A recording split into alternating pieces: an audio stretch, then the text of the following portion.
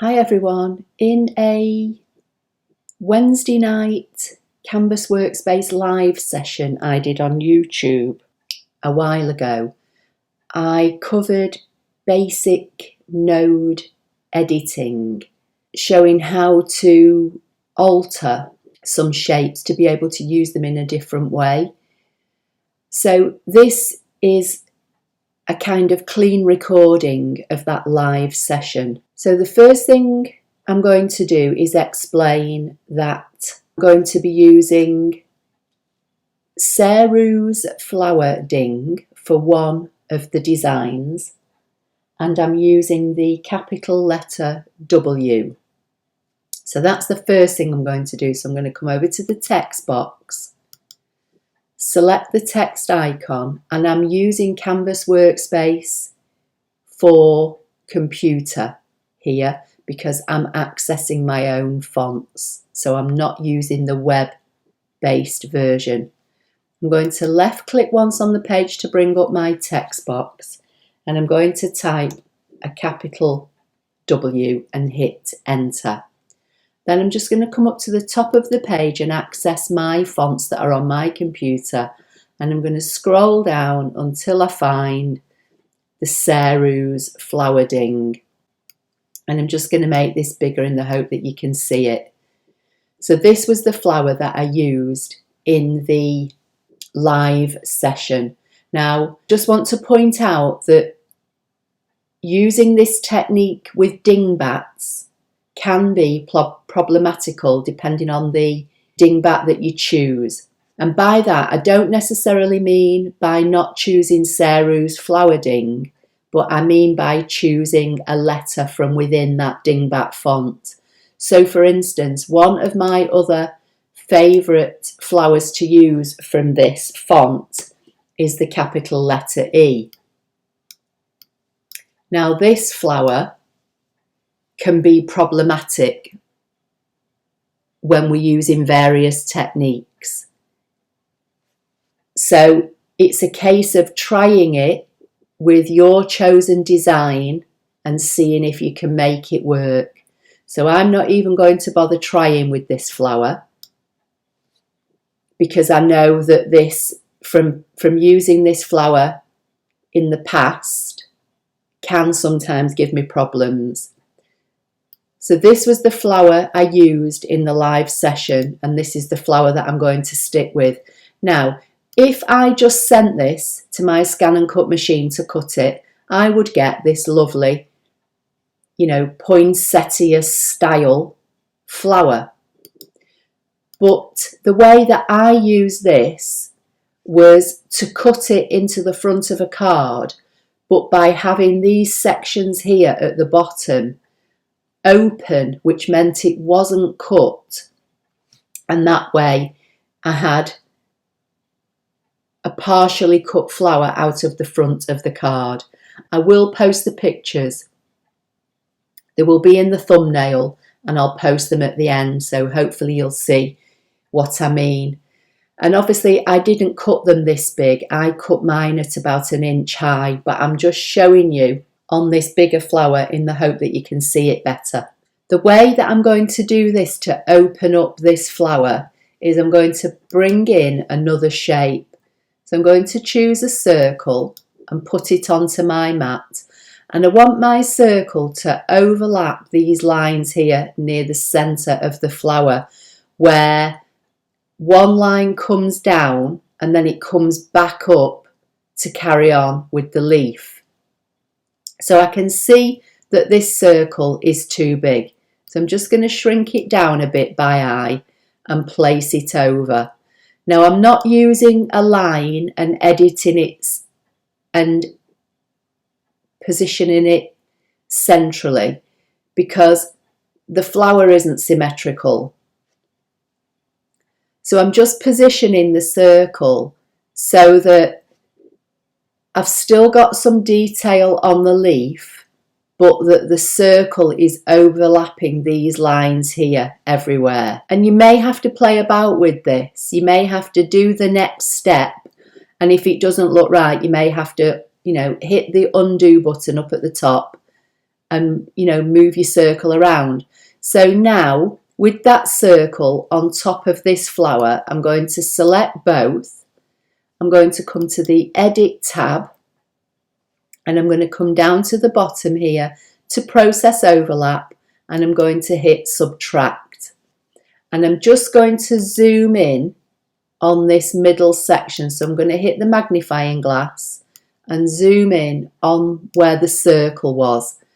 And what I'm looking for is gaps here in between the middle of all these petal shapes. Now this one here at the bottom looks very close, so I'm going to hit Undo, and I'm going to select my circle, and I'm just going to move it ever so slightly.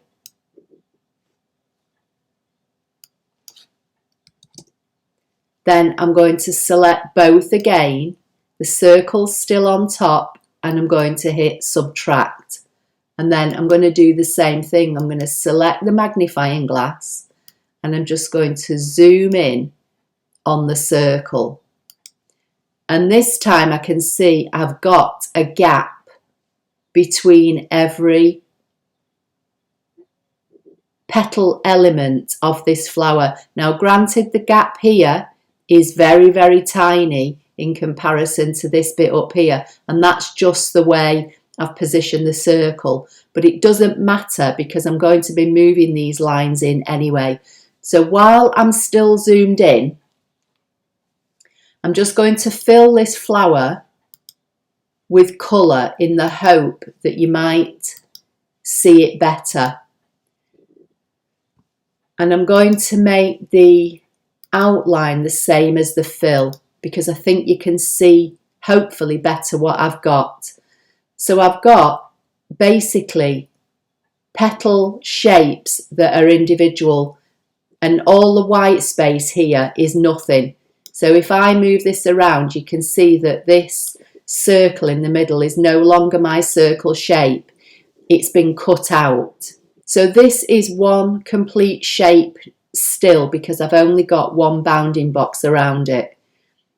I'm going to still be under the Editing tab, come down again to the bottom, and this time I'm going to use the Divide option, and that should break this design up into 6 individual sections. So each flower petal will become its own shape.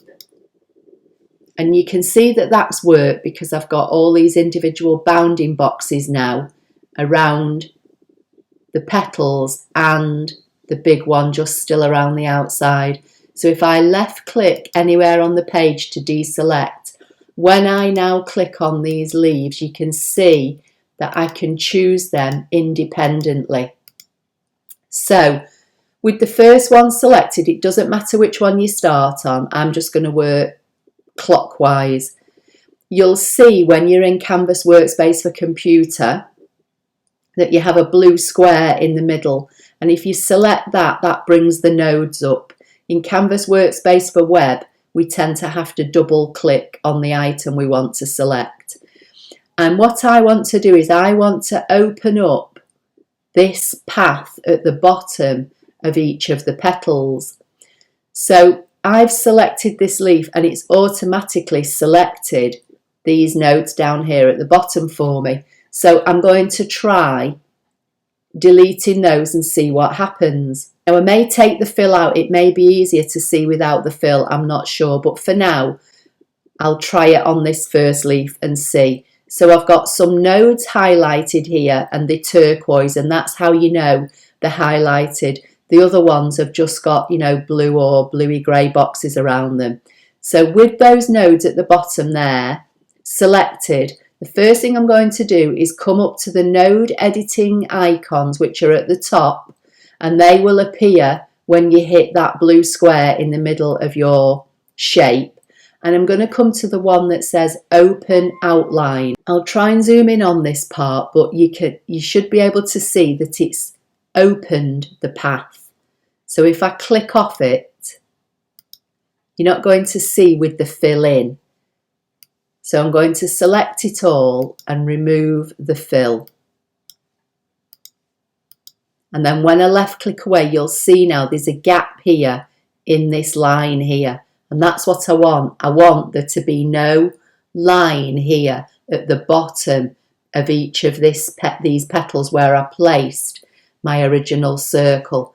So I'm going to select this petal again, click on the blue square, and this time it's highlighting the node at the bottom, but I want to keep that. So what I'm going to do, I'm going to left click and drag an imaginary box just around the bottom line here and highlight some of the nodes until they turn that turquoisey blue.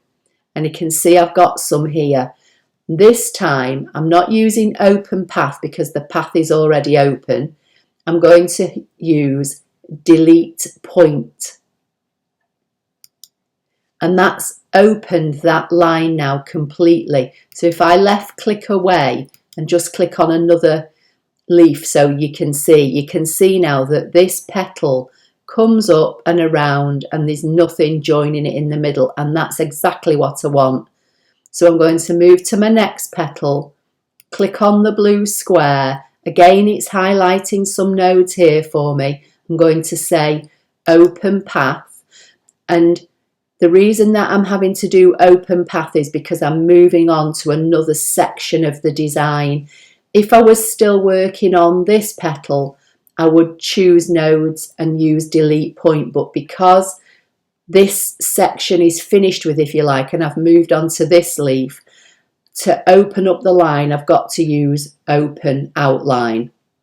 Now I'm going to do the same. I'm going to drag my imaginary box around these nodes here until they're highlighted, and then I'm going to come to delete point, and again that looks as though it's what I want. So I'm going to move on to the next one, and I'm going to keep working my way around until I've deleted all the elements. So I'm going to select the blue box, and again this one now looks as though it's selecting the whole line for me, which is good. So if I come up to open outline, I've got rid of that one line in one action. So I'm going to move on to the next one. Now this one is selecting nodes up here, and I don't want that. I only want the nodes down here. So what I'm going to do, I'm going to drag an imaginary box and just try and grab some nodes near the bottom to highlight and see what I get. And I've got some selected, so I'm going to go open path, but I can see there's still something here that I want to get rid of. So I'm going to left click and drag and hit delete point and see what I get. And now that's opened that up for me. I'm just going to work my way around doing the same thing. Again, this one's selected a section on the bottom, which is great. That's what I want. Sometimes it does, sometimes it picks random, node points in a different part of your design. But this is just basic editing that I'm showing you today. So I'm going to drag an imaginary box again with my mouse and try and get some of these nodes and hit delete point, and then move on to my last one. And again, this one looks as though it's selecting the whole thing, which is nice, and I can hit edit. And when I left click away now, you'll see that I've removed those joining lines on the bottom of each of my petals. So I'm just going to zoom in on the middle section now, and then I'm going to deselect the magnifying glass by selecting the arrowhead selector at the top. And then what I'm going to do now is click on my shape, click on the square to expose the nodes, and I'm just going to drag these bottom nodes in to make this area a little bit narrow. And then I'm going to move on to the next one and do the same. I could have done this while I was deleting the line, but I just wanted to show you the process and kind of repeat it so that you knew the steps. So now I'm just going to work my way back round and select each section and move the points in. And this point here now looks as though it's going a little straight, and I can see I've got a handle on the end of this node, so I can bend this out and put some of that curve back into it if I want, and the same with this on this side, even though I'm moving the nodes in. And this section here in the middle of each of these petals is going to be the element where this part of the petal stays attached to the front of the card. And I'm not putting any dashed lines in here because this overall flower was cut at about 1 inch. So this section here is quite narrow, so I don't see the need to have to put any dashed lines in. I can literally bend the petal up by hand. So I'm just going to work my way around, just got a couple more to do. Select the next one, bring the nodes in slightly. I'm not bringing them too close together because I'm at 193% here, so this looks big. But when I shrink this flower down to 1 inch, this gap will get smaller. So I don't want to make the gap small in the first place, if that makes sense. I'm going to choose my next one, just bring these in ever so slightly. Now I'm just going to go back to about 45% view, and there is my flower. From here, I would drag an imaginary box around everything and right click and group, or you can go to the layers tab and group at the bottom here. Mine's not highlighted because I've already made this a group. Then I'm going to come back to the edit tab. You can see here it's telling me that this particular shape now is about 6.5 inches square. I'm going to take it down to 1 inch on the height. And because I've got maintain aspect ratio selected, that's kept it completely symmetrical. And then from here, I'm going to right click and make a couple of duplicates. And then this is how I made the design for the front of the card. So I literally positioned them where I thought they, would look good. And there are my designs. Now, if you want to keep the design together, group it all again. So select it all and group. But the way that I did mine, I cut my card base by hand. So I took an A4 piece of card, I cut it straight down the middle on the short side, which gave me a piece of card that was about 11 3/4 by about 4 1/8, something like that. And I laid that rectangular piece of card on my mat and scanned it through the machine. And then I called up this flower design and just positioned it where I wanted it to cut. And I ungrouped my flowers when I sent them over to the machine, because if you group them now and send them over to the machine, you can't ungroup them. But if I send these over as individual flowers but on the same mat, I can always call this design up in my machine, and I could make one bigger and cut it from the front of a scrapbook layout or something like that, because they're not grouped, if that makes sense. So that was how I made the first design. So for now, I'm just going to select them and group them and just move them out of the way. Then the other design that I showed how to separate in the live session was a file that's in Canvas Workspace. So I'm going to come up here to Canvas Workspace Projects, and in the search box I'm going to type butterfly and hit enter. And that's going to bring up anything with the word butterfly in it that is already in Canvas Workspace. And the design I chose was this first one here. And this design, in fact, I may even make in a Sunday night YouTube live because I think it's lovely.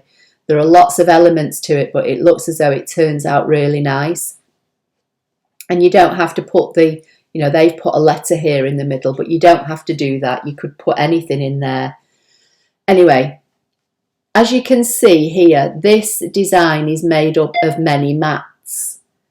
And the design I want is mat F, this butterfly here, which got cutout detail. So I'm just going to select it, close this box down, and it's put those elements on my mat. Now I don't want the bottom two, just going to get rid of them.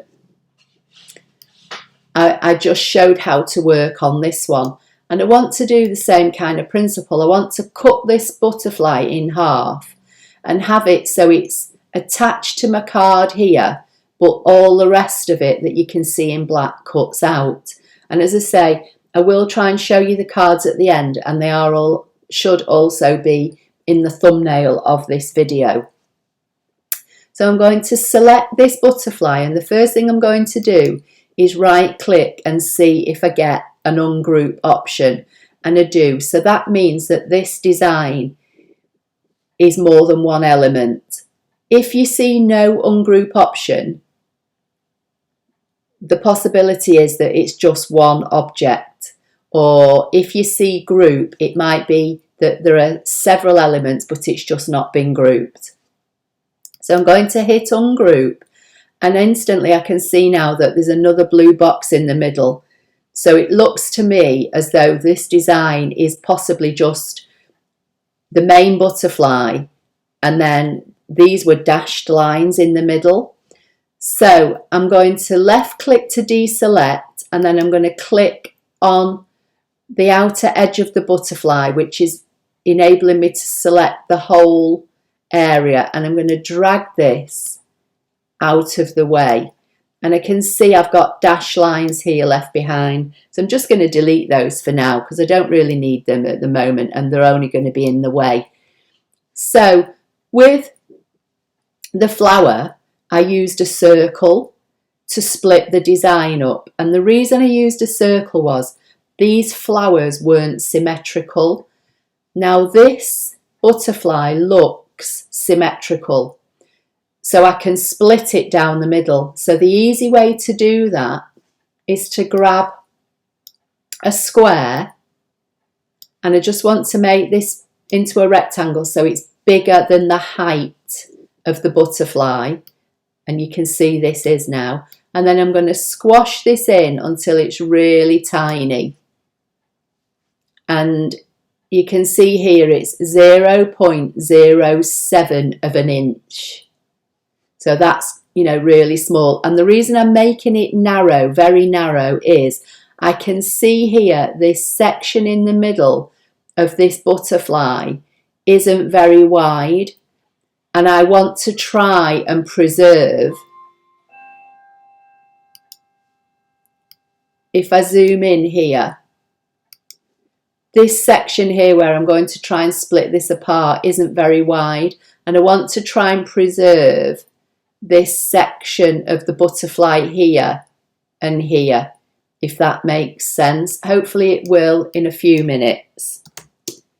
So I'm going to bring in my rectangle and position it on top of the butterfly. I'm going to be using the subtract function, and to subtract, this skinny rectangle needs to be on top of the butterfly. I'm going to select both. Now, because this butterfly is symmetrical, this time I am going to use the edit line center function. So I've got them both selected. I'm coming to align objects, and I'm using center. And if I left click away, that's just put this skinny rectangle right in the middle of my butterfly, and that's what I want. So I'm going to select both. And now if I hit subtract, if this skinny rectangle is on top of the butterfly, it should break the butterfly apart.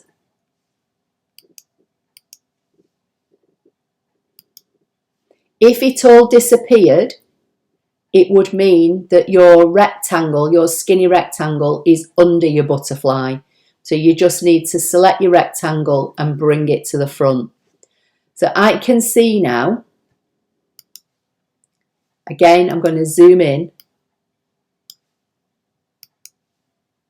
I can see that it's divided that butterfly in half for me.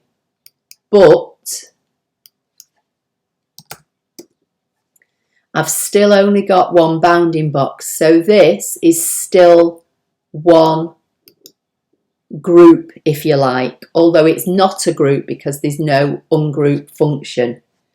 So what I have to do now is use divide to break it apart. So I'm going to come back to the process overlap, still on the editing tab. The majority of the things you do are on your edit tab. And I'm going to come and hit divide. And now I've got two blue boxes, so I know that this butterfly is now separate. So I'm going to work on one half. So I'm going to select the magnifying glass and I'm just going to work on this one half of the butterfly. I'm going to select the selector arrow to deselect the magnifying glass. I'm going to choose one half of my butterfly, doesn't matter which, and again I'm going to click on that blue square that's in the middle, and that highlights all the nodes. And you can see here it's highlighting some nodes here on the heart, and that's not what I want. I want to open up this butterfly on this central section here. So I'm going to just click one of the nodes either at the top or the bottom and see what I get. Now I'm getting these nodes here, which I may probably want to get rid of, but for now I want to try and see if I can get the main line. So I'm going to come and click down here, and this time I'm getting nodes here, but this section's bigger than this section, so I can see a bit better what I'm dealing with here. So I think I will stick with this area for now. So with these nodes here selected, and because the turquoise I know they're selected, I'm going to come up to open path. That's instantly broke that apart. So now I'm going to click on this node at the bottom of this straight line, and this time now it's selected this line, and that's what I want. So I'm going to come up here now to delete point, and then I can see I've still got those few odd nodes at the top here that I want to get rid of. So I'm going to left click on a space on the mat, and I'm going to drag an imaginary box near and over those nodes until I get something that's highlighted, and then I'm going to hit delete. And if it all goes wrong, you just hit undo and then maybe zoom in a bit more and try and select your nodes that way. Now that looks like what I want, and it is. Now this has got more of a surface area than my flowers that I showed you before would have for being attached to the card. So you've got two options. You can leave it like this, and then when this cuts out of your card, you can just put your thumb in this section and lift up your wings to make them bend up. Or you can add in a small dash line. And to do that, you need to come over to your path icon, which is here, left click and select it, and you'll see that you get this funny arrow head on the end of your cursor with a circle. And all as you need to do is just come somewhere near. You can actually, when you go near the end of the butterfly, you'll see a blue box appear. You can actually wait till that box appears and left click, and then drag down and you'll get another box at this end, and left click with a double click to anchor it. And then that's anchored, and then you need to come to the line style and choose a dash line. for my card front that I made, I chose the third one down. And if I left click and move away, you'll see I've got a dashed line. This dashed line, although I appeared to, anchor it to a box that appeared here, is still separate. It's not attached. So if I click on my butterfly and move it away, you'll see my dashed line is separate. So you can do it that way, or I'm going to do the same on this side, and then I'll show you an alternative way. So with this one selected, I'm going to find the little blue box in the middle of the design, which highlights all my nodes. And again, it's highlighting here, and I want this line. So I'm going to try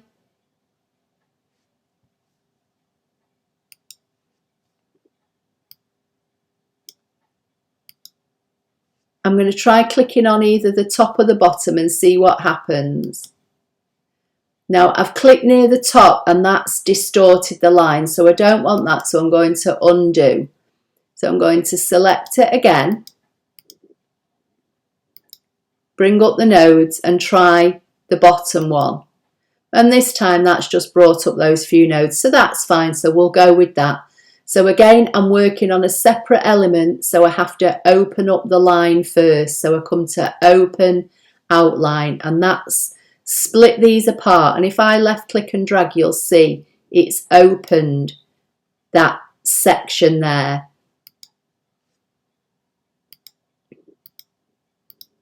So now if I select this node, it's not highlighting the whole line, but it's highlighting a node. So I'm going to come to delete point and see what happens. And it has deleted the whole thing, so that's fine. It just wasn't highlighting that section for me. And this is what I say about node editing. This is literally just a basic introduction, because there's so much that you can do and play around with these nodes. And if you do something like that and you hit delete and it doesn't work out or it doesn't look right, just hit the undo button. Now I'm going to grab these few nodes up here and see if I can get rid of those. So I'm going to left click, drag my imaginary box until it gets close and see what I can highlight. So I've got a few things here that are highlighted in turquoise. I'm going to hit delete. Now see, I've taken too much away because I've taken the whole design. So I can undo. I can select it again. And what I can do is zoom in on that area.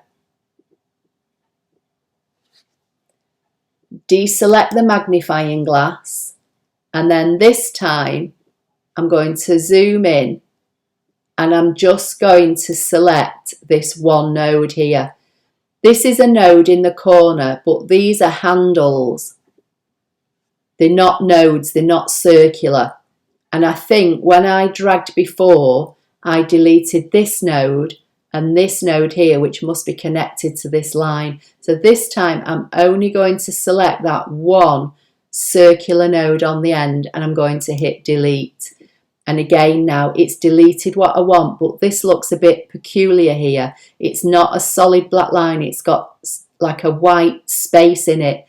And I think that is that this node is twisted. And by that I mean, this line is an arched line. And I know that because it's got these handles.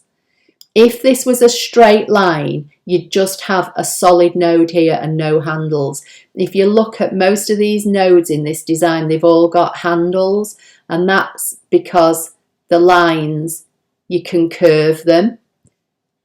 So I'm just going to undo that to put that right. So I'm going to select this area again to bring up this node, and I'm going to just move this handle around and straighten the node out. And you can see now, just by me untwisting it,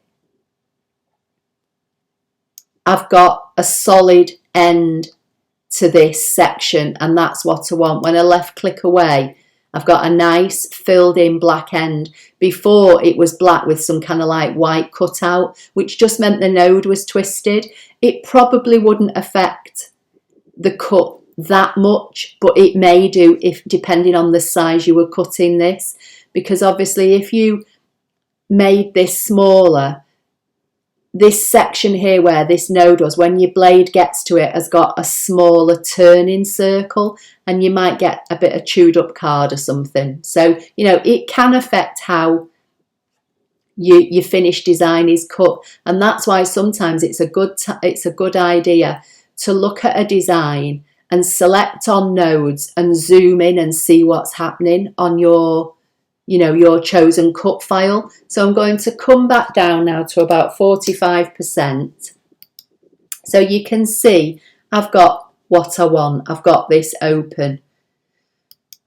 So I'm just going to zoom in on this area to make it a bit easier. So now this time, when I come to the path icon, before I hovered and I saw that blue box on the end, you don't have to, as I say, anchor to that. You can literally just start somewhere below.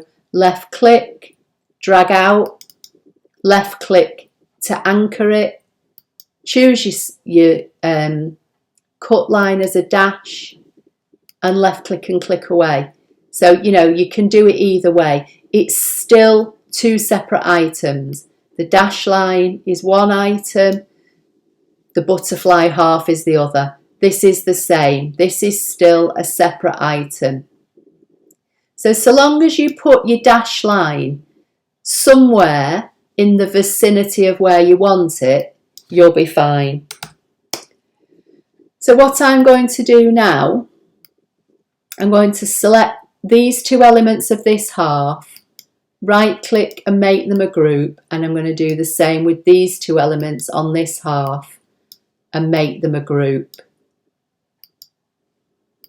Because now I want to select both and I want to center them both together. Now I'm at 45%. If I go to 100%, select both, make them a group, and I want to see how big this gap is here. So I can see the inch marks on my mat. So I'm going to line up this dash line on one of these inch marks. And when I click away, I can see that this is about probably 3/4 of an inch apart. You need to have at least, I would say, if you cut this butterfly at this size, which by the way is 5.5 inches wide, you need to have at least about 1/4 of an inch gap in the middle. When you're doing, I'm just going to ungroup this. When you're doing designs like this where an element stays attached to your card and the rest of it is cut out, the point where it's attached to the card is kind of like a weak point. And because we've got two elements here that we would be effectively, you know, pulling up on the front of a card, this is going to be a weak element of the card in the middle. So I wouldn't go any smaller than 1/4 of an inch. But you don't want it too far apart. You know, you don't want a great big gap in the middle like that, because that might look odd, unless you were going to put another element in the middle. You know, that's always an option. But if you're going to use the design as I'm showing in my cards, I would have just a minimum of 1/4 of an inch and maybe, you know, just a tad over. That's up to you. I'm just going to select both again and align them both so I know that it's symmetrical. And I'm going to group them. So that's two different ways of breaking apart a design, but to get you the same result, if you like. Now in the live, somebody asked, could you use it with any shape? Technically, yes, you should. It depends what design you start off with. Now, By that I mean, if you start off with a design that's relatively intricate, or a design that's got lots of nodes, node points, you should probably still be able to break your design apart, but you might have to do more editing than I'm showing you here. And as I say, this is just, you know, basic node editing. We could take this further, and you know, we probably will at some point in the future. But to answer the original question was, I think, could you use it with any shape? Just to kind of show you, I'm going to come to the basic shapes. This was also what I did in the live, and I'm going to bring a heart on. And when I select the node in the middle, you'll see that this is, you know, relatively simple shape with few nodes. And all the nodes predominantly, or the majority of the nodes, have got handles on. So that means they're curved. Down here, these might just be straight lines at the bottom, but predominantly you've got handles, and handles normally mean they're on a curved path. So bring the square in again. We're just going to drag it out to make it bigger than my heart, and then I'm going to squash it in as small as I can. Position it over the heart. You can do it by eye, or you can select both and hit center, and that way I know that my little very skinny rectangle is centrally situated over the heart. And again, when you're breaking shapes apart, the size that you use on something like this skinny rectangle will have an effect on the shape when it's cut apart. So the thinner the rectangle, the more definition you'll keep to your shape behind, and the fatter the rectangle, the more you'll lose of your design. So I'm going to select both. The skinny rectangle should be on top, so I'm going to hit subtract. And I know it was because I've got the effect I want. It's cut the heart in half. If it disappears, it means that the wrong part is on top. So again now, although it's split that design in half, this is still one item, and I need it to be two separate bits. So there's no ungroup option when I do a right click, so I have to come to divide. Hit divide, and I've now got two blue bounding boxes, so that means I've got two parts of my heart. Now this should be a straight line, so when I click on this and click on the node, this is easy to break apart because it's already highlighting this section for me. So if I come up here to open line, it's taken it away, and that's what I want. So if I click on this side, again, it's done this. If it selects, you know, any of the nodes up here, just click either the top or the bottom node, and it should select this straight line. So again, I'm going to, because I'm working on a separate section, I'm going to hit open line. So now I can bring this heart back in using the arrows on my keyboard, or I can bring it over. Again, I would, you know, take note of the amount of gap I've got in the middle here. I would select both. I would line them up so that they're aligned centrally to each other, because obviously this is a symmetrical heart, as was the butterfly, and you don't want one element higher than the other unless that's the look you're going for. And then again, it's up to you whether you put the dash line in. This heart is just under 4 inches high, so I would be inclined to put it in on something like this. So again, you just come to your path tool, click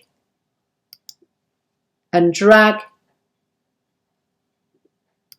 double click to anchor it, choose your dash line, come back to your path line, left click and drag down and anchor it and change it to a dash line, and then select the whole lot and make it a group. And I use right click and group, or you can come to the layers panel, come all the way to the bottom and use group. So that's using a basic shape. So that's 3 ways of being able to take a shape, split it apart and turn it into something else. So I hope you found that helpful. I will put photographs in at the end to show you these 2 designs that are used. One last thing I would say, with my butterfly, I added a square around it because this wasn't going to be cut out of the front of a card. It was being cut out of a matting layer. So simply for that, I just brought on a shape, positioned it around my butterfly and selected them both. And going to the edit tab, I centered them both on the horizontal and vertical. And that way this cut the rectangle as my matting layer.